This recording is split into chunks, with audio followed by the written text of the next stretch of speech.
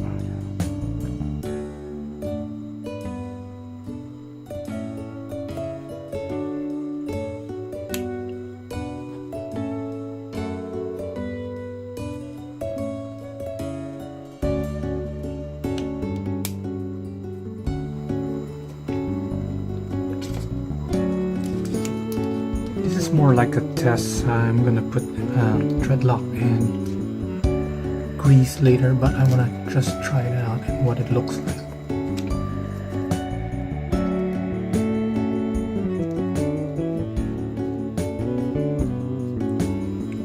This is from the stock screw set, not from Vanquish.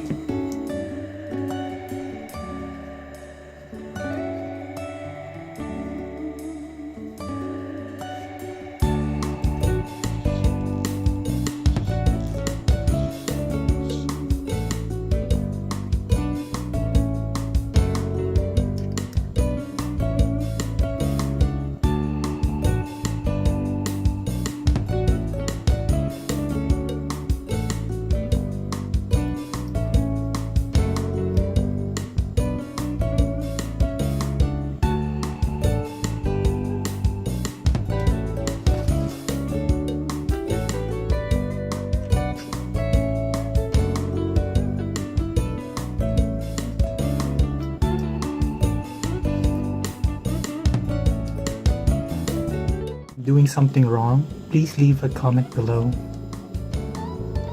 And thanks in advance.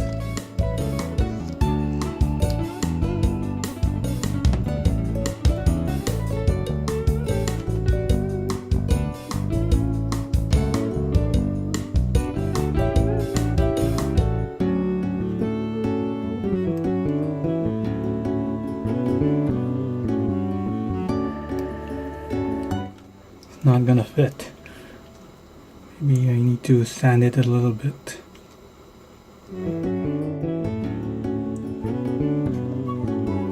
After sanding,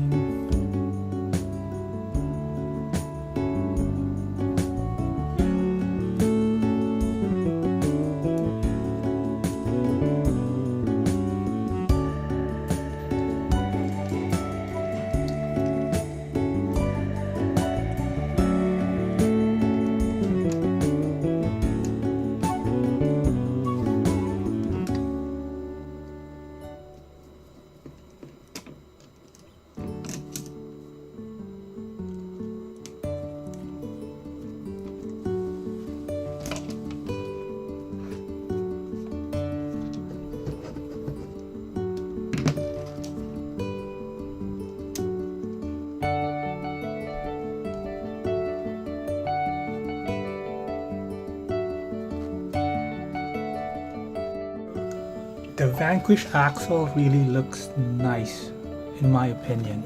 It's more more scale, but they're a little bit expensive. But I think it's worth it. Comparing to the stock, the good thing about the stock is has a lower or more high in terms of the pumpkin, has a better clearance comparing versus the Vanquish. But anyway, as long as it looks good, I'm happy. The only issue I have is here. I think you need to put washer or to shim it to extend it further out. Right now it seems to be okay, but once this one's pushed a little bit towards the gear, you can see there's a I don't know if you can hear it. It's not.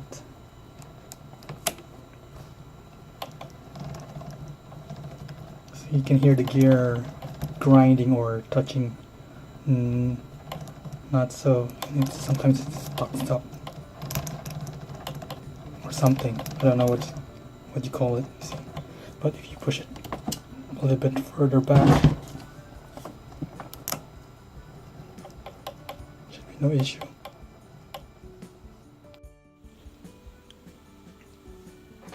So I was able to solve the problem, but the stock drive shaft is a little bit shorter, so I use temporary. I use an HR Racing from my SCX10 too, so it doesn't rub anymore. But I did try to use some small washer, but it's the whole size of the washer, it's eating up the whole bearing, so it's, instead of having a smoother movement, it just stops on that area, or it doesn't want to move. Using the stock axle, there's no issue with the gear rubbing with the ring gear, or the pinion gear and ring gear rubbing it once you shove it too close to the center, and it's technically locks, kind of locked right now. This one is a temporary solution, but in case I try to change another different drive shaft, I need to know, maybe you can give me a comment and give me a solution. Maybe there's a smaller washer that doesn't eat all the area of the bearing, so it has still the freedom of movement. Overall, the appearance of the Rockjock is fantastic. It's nicely done, nicely finished. It's giving you more scale to the truck. For the stock, I hope somebody can at least show if they can make this look or painted more like it looks like metal. I think it will be more appealing rather than getting this this one back here. And you can, even though you have several scratches on the bottom, you're kind of okay with it because it's plastic and cheap. But if you can make this all black but more like metal looking or more steel looking, so every time you use it on the trail it's more realistic. This is basically the ones making it looks cheap because of the cheaper axle, but it's a pretty good axle.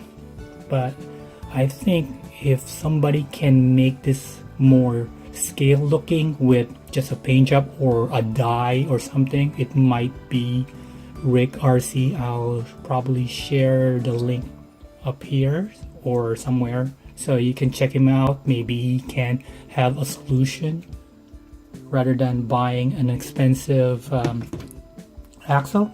It looks good, but as you can see right now, the amount of scratch, even though that's just a test drive, you can see already scratches on the metal.